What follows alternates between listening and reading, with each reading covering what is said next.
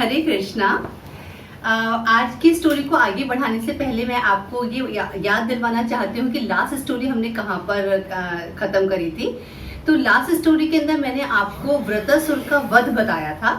और वृत्रासुर कौन था वो जैसे राजा दक्ष की मैंने आपको कहानी सुनाई थी जब कि राजा दक्ष के जब 10,000 पुत्र हुए, फिर 1,000 पुत्र हुए, सबने संन्यास ले लिया, फिर उनकी 60 कन्याएं हुई।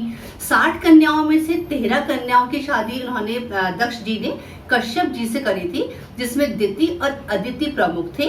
अदिति के 12 सूर्य पुत्र हुए थे। 12 सूर्यों में से एक पुत्र थे त्वेष्टा। त्वेष्टा की जो शादी हुई थी वो उनकी दैत्यों की बहन रचना के साथ हुई थी। त्वेष्टा और रचना के जो पुत्र थे विश्वरूप, जो विश्वरूप थे, विश्वरूप जो जब देवताओं के गुरु बृहस्पति उनसे नाराज हो जाते हैं तब देवता जो थे वो विश्वरूप को अपना गुरु बनाते हैं। और जब विश्वरूप जब गुरु बनते हैं तो वो अपनी माता जो कि दैत्य थी इसलिए वो हवन करते हुए दैत्यों के नाम की भी आहुति देते हैं, जिसकी वजह से इंद्र देवता विश्वरूप के तीनों सिर काट देते हैं। और उसके बाद जो त्वेष्टा होते हैं विश्वरूप के पिता, त्वेष्टा जो होते हैं वो फिर एक हवन करते हैं जिससे वो उस हवन से एक वृत्रासुर नाम का दैत्य निकलता है और उस दैत्य को वो जो देवता थे उनको हानि पहुंचाने के लिए उस वृत्रासुर का इस्तेमाल करते हैं। तो उस वजह से जो उस समय देवता बहुत डर जाते हैं कि वो वृत्रासुर का वो हरा नहीं पा रहे थे। फिर देवता जो है वो श्री हरि के पास जाते हैं और श्री हरि उनको दधीची की अस्थियां लाने के लिए कहते हैं और उन अस्थियों से जो वज्र बनता है उस वज्र से वो वृत्रासुर को मारते हैं। तो आज मैं आपको ये बताऊंगी कि वृत्रासुर का पूर्व चरित्र क्या था, वृत्रासुर पहले क्या था। शूरसेन देश में एक चित्रकेतु नाम का राजा राज्य करता था।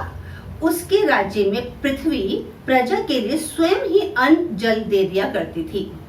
राजा चित्रकेतु की कई रानियां थीं, किंतु उनको संतान का सुख प्राप्त नहीं था। एक दिन ऋषि अंगिरा उनके राजमहल में पहुंचते हैं और राजा की संतान उत्पत्ति के लिए एक यज्ञ करवाते हैं। राजा चित्रकेतु की सबसे बड़ी रानी को उस यज्ञ का अवशेष प्रसाद दिया जाता है।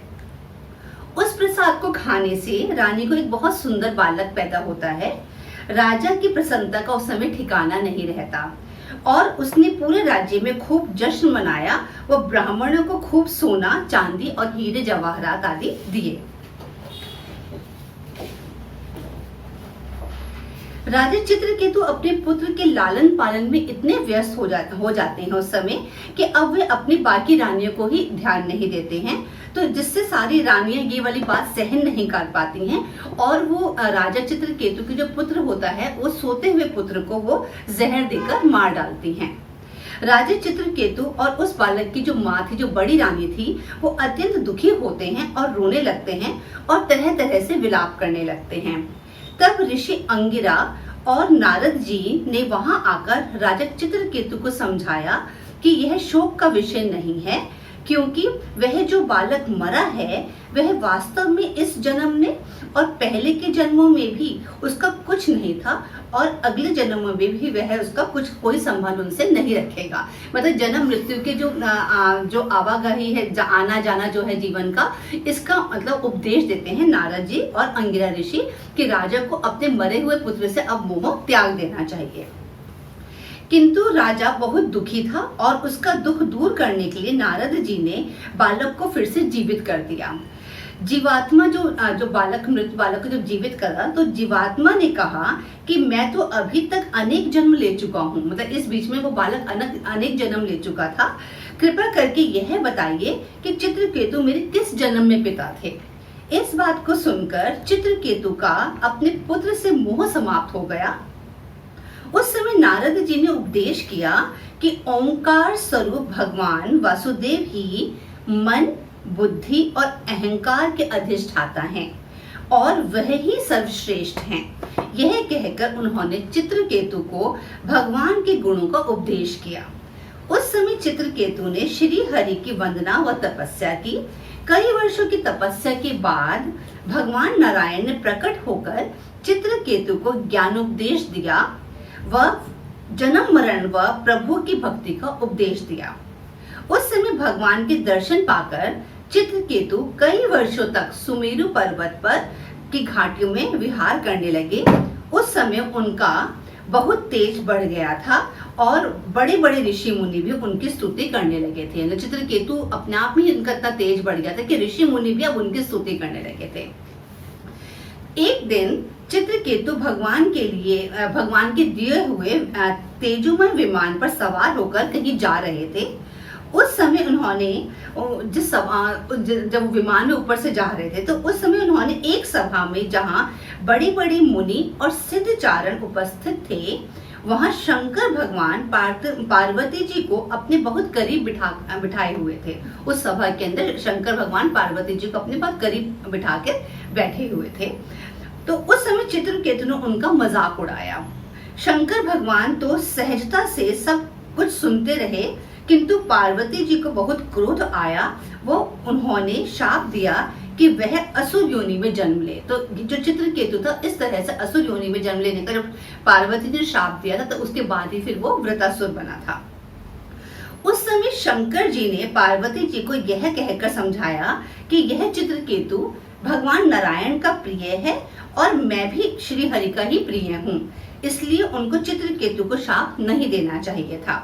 इस प्रकार शाप वश चित्रकेतु का अगला जन्म वृत्रासुर के रूप में हुआ। पार्वती जी की भगवान शंकर की बात सुनकर मन को शांति हुई, वह उनका विस्मय जाता रहा था। जो व्यक्ति सुबह उठकर इस पाठ का श्रद्धा पूर्वक पाठ करता है, उसे परम गति की प्राप्ति होती है। तो ये आज मैंने आपको चित्रकेतु का जो बताया, ये वृत्रासुर का पूर्व जन्म की कहानी थी। अब आपको इसके बारे में अब कंप्लीट आपको अच्छे से समझ आ गया कि कहाँ से शुरुआत हुई थी और ये कैसे हुआ था। आज की एपिसोड थोड़ा सा छोटा बना है, तो एक बहुत छोटी सी कहानी एक और है जो मैं आपको बताना चाहती हूँ। श्रीमद् भागवतम महापुराण के अंदर इसको अजामिलोपाख्यान कहते हैं। तो अजामिलोपाख्यान क्या है? ये बहुत छोटी सी कहानी है, आज मैं आपको वो सुना रही हूँ। अजामिल एक दासी का पति था जो ब्राह्मण था, किंतु वह बहुत बुरा था। कभी किसी का धन हर लेता, कभी लोगों को छल से जुए में हरा देता। इस प्रकार वह अपने कुटुंब का पेट भरता था। अजामिल के 10 पुत्र थे। सबसे छोटे पुत्र का नाम नारायण था। अजामिल का उससे बहुत मोह था। वह बालक के स्नेह बंधन में इतना बंध गया कि उसे पता ही नहीं चला कि वह बूढ़ा हो गया और मृत्यु के करीब पहुंच गया। जब यमदूत उसे लेने आए और उसके शरीर में से उसके सूक्ष्म शरीर को खींच रहे थे, तब उसने अपने पुत्र नारायण को बहुत तेज आवाज देकर पुकारा। यह देख विष्णु दूत भी वहां आ पहुंचे। मतलब जब उसने नारायण नारायण करके अपने पुत्र को आवाज दी, तो नारायण की उसकी ये आवाज ब्रह्मांड तक गई। और वहां पर जो अभी उसको लेने के जो आए थे वो यमराज के दूत आए थे, मगर इस समय नारायण की आवाज सुनकर जो विष्णु भगवान के दूत थे वो भी वहां पर सेम टाइम पर वो भी वहां पर पहुंच गए। तो यह देख विष्णु दूत भी वहां आ गए और उन्होंने यमराज के दूतों को उसे ले जाने से रोका। उस समय यमराज के दूत यमराज के पास वापस जाकर सारा हाल बताते हैं। तो यमराज भी यही कहते हैं कि जो अंत समय में नारायण का नाम लेता है, भगवान उसकी रक्षा करते हैं। इस प्रकार अजामिल मृत्यु पाश से बच गया और उसे मुक्ति प्राप्त हो गई।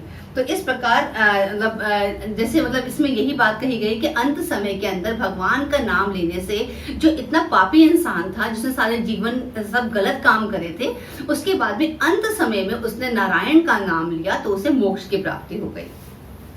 जो लोग भगवान के गुण, लीला और नामों का कीर्तन करते हैं, उनके सब पाप इस प्रकार से नष्ट हो जाते हैं। तो आज मैंने आपको ये अजामिलोपाख्यान सुनाया है और राजा और वृत्रासुर का पूर्व चरित्र के बारे में बताया है। उम्मीद करती हूँ कि आपको ये स्टोरीज अच्छी लगी होंगी। नेक्स्ट एपिसोड के अंदर नई नई स्टोरीज के साथ मैं फिर आपसे मिलती हूँ। तब तक के लिए हरे कृष्णा।